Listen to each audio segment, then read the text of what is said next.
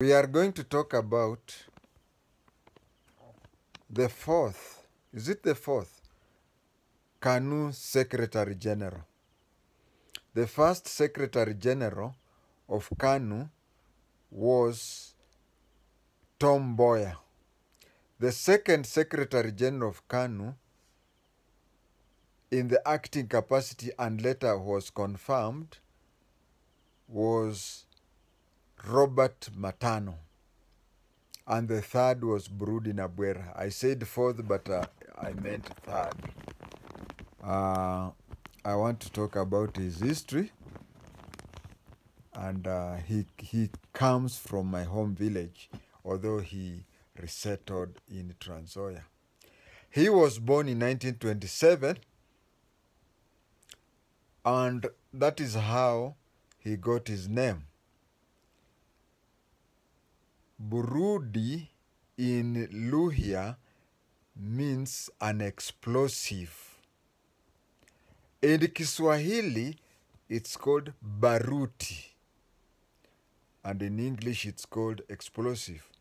So those people who were born around 1925 to 1930, that is the time when the rail, you see, when the initial Uganda rail was made, it ended up in Kisumu.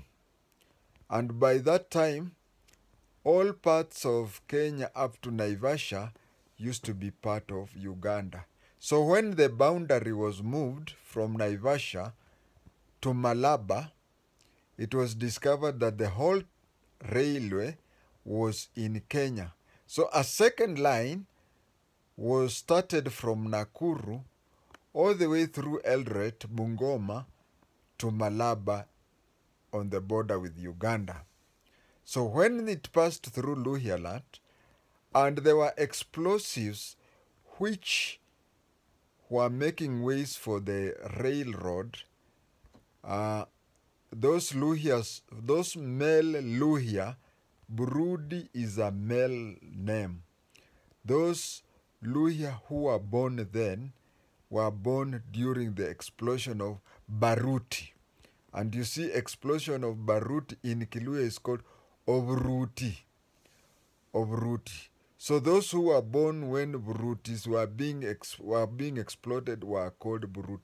So anybody with that name either is a child of such a person or was named after that person. But you'll find that the initial name is, like Burudi Nabwera, were born between 25 and 30 when that rail was being made. But he was born in 1927, son of Nabwera.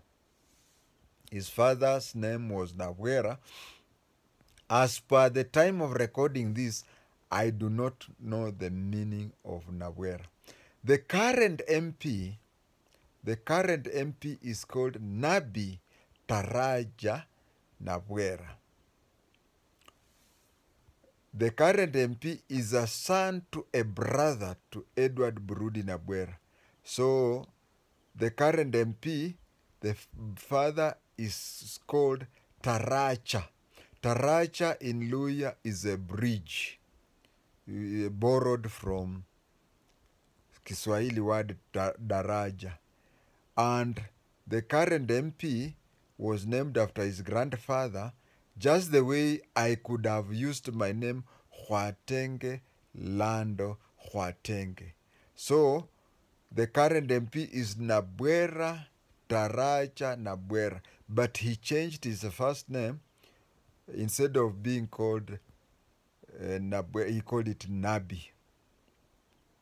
Back to the old man, Edward Burudi Nabwera. In 1937, he lost his mother. So he is somebody who was brought up without a mother. And it really affected him and still affects him. He went to school in Maseno. But before going to Maseno, he went to a local school called Chebwai. I avoided the name Chebwai because very few people know what Chebwai is. But I hope you know of Butali Sugar and you know Butali law courts. Now, the other name for Butali market is Chebwai. He went to Chebwai school, and from Chebwai he went to Maseno school, where he was taught by Carrie Francis. Then from there, he went from Makerere. From Maseno, he went to Makerere, and from Makerere, he went to London School of Economics. That is a part that very few people know about Edward Burudi Nabwera. And then on 11th December 1963, that is on the eve of independence, he was among the first six people who were appointed to be ambassadors. The official position for him was that he was the USA, United States of America ambassador, and the UN. But since other American countries, South America, all the way to Argentina, Brazil, Chile, Canada, you name them, he was an ambassador there. I cannot remember all the 6 ambassadors, but one of them was Dr. Josephat Karanja, who later became the Vice Chancellor of Nairobi University and later the Vice President of Kenya. So Burudi Nabwera, one thing Burudi Nabwera liked about, he has seen all the presidents. One thing he liked about Jomo Kenyatta is that every year Jomo Kenyatta would have a meeting with all his ambassadors and try to understand their work wherever they are. He became an ambassador up to around 1970, 69-70, when we had a general election. He contested the then Lurambi North constituency and defeated Jonathan Werangai Masinde. Today, the constituency that was then called Lurambi North today has so many constituencies. There is Lugari, there is Likuyani, there is Malava, and there is Lurambi. And then there was Lurambi South, which was Butsotso, today is Butsotso, and 3 or 4 more constituencies there. So you find that north of Kakamega, there's a place called Rurambi. The northern part of it was called Rurambi North, and the southern part of it was called Lurambi South. So the 2 constituencies now can count up to around 8 constituencies. So he defeated Jonathan Werangai Masinde in the 1969 elections. He stayed there until 1979, when he lost to Joshua Mulanda Angatia, the then headmaster for Upper Hill School in Nairobi. That was 1979. But before that, when Moi came into power in 1978, Moi kept up the team that was Jomo Kenyatta's time, because I believe that the real president of that time was Charles Njonjo. But Moi had to wait until the time when we had the traitor issue, that Moi came up with his age mates who were thick-headed, if I can say, who were harsh and such things, and to replace those people. These people included Burudi Nabwera. But Burudi Nabwera stayed in the political cold until... and then he was he took over as the Secretary General. He took over the Secretary General from Robert Matano. He took it from Robert Matano because these coastal people, you know, they are very polite. They are very diplomatic. And Moi did not want diplomatic people. He wanted to clean KANU and make it even more powerful than the government. So he was made the Secretary General. And during the infamous Mlolongo lining up, the constituency, Lurambi North, had been divided into two. It had been divided into Lugari, and the other one remained as Malava. And you know, Angatia still retained Malava, and Burudi Nabwera found himself to be in Lugari.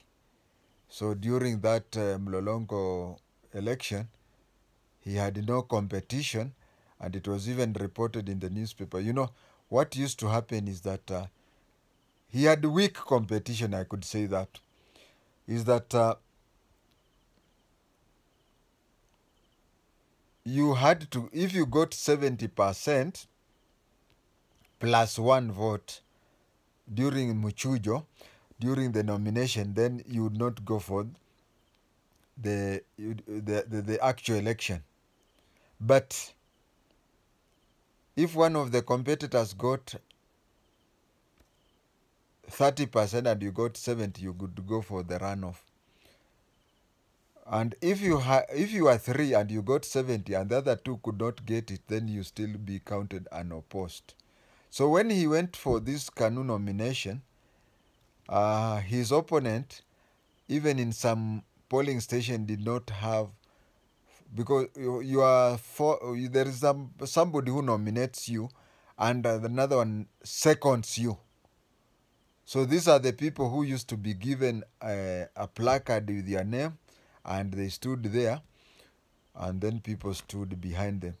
You'd find that in some polling station, his opponent did not even have people to hold the placards for him, and he was campaigning against the party's general election. I mean, Secretary General. That is how he passed massively during the KANU nomination or whatever. But you know what happened in Mololongo. I'll not go into that, but it did not happen to his place. He became so active. He became so active in KANU affairs that he forgot his home area. This gave a nobody, a complete nobody, from a very minor sub-tribe, minor in a sense that I don't look down upon his sub-tribe as minor, but you find yourself that wherever, there are some places where your sub-tribe may be a majority, but you may find that in other places your sub-tribe may be a minority. So this Apid Wawire, the Banyala had 2 constituencies, that is in Busia and Navaholo, but when you go to Lugari, they were considered to be minority. But since Burudi Nabwera was so much in KANU politics and he was so much in heavy-handedness nationally, he forgot his home area. Where did his Waterloo came from? One day, he called a press conference and said that those people who had, you know, there are those people, this thing about forgiving people and reintegrating them was a hot cake. Because you remember Tipis and Robert Matano once fought because Robert Matano wanted to forgive the KPU people, and Tipis had to Tipis him with a club. Now, another Secretary General was here saying that the traitor people may be forgiven and be reintegrated back into KANU. This annoyed Moi, and this led into him being replaced by Sebstone Moses Mudavadi. Then around 1994, 1995, there was a by-election in Lugari, where it was in March 1994. My neck-top computer is telling me that it was in April 1994, when Apid Wawire, there was a lot of defection, especially in Luhya land and Kakamega area, where so many MPs defected from Ford Asili to KANU. This happened when Matiba lost interest he used to make a technical appearance in Parliament, and KANU harvested that. Some money may have changed its hands, most probably. So Apid Wawire defected from Ford Asili into KANU. And Burudi Nabwera wanted KANU, because he was a KANU life member, and he said Johnny Come lately should not be given an automatic ticket. But you see, to make things easier for those who are defecting, the president had pronounced that whoever defects from his party and joins KANU, he'd be given an automatic ticket. So by him saying that they should have some chujo in KANU, annoyed Moi. But then there was Ford Kenya, which was nearby, which accepted him, and he contested and lost to Apid Wawire in the by-election. He was in a political court, and then there was a civic by-election in Malava. There was a civic by-election in Malava, where by then Angatia was already a minister, was a minister for health, and Burudi Nabwera went there. I remember I was a few meters from him, and Angatia organized for youths to beat up Burudi Nabwera. He was beaten like a mob, and you see, Angatia was now in KANU, and he wanted Moi to know that he has beaten up Burudi Nabwera.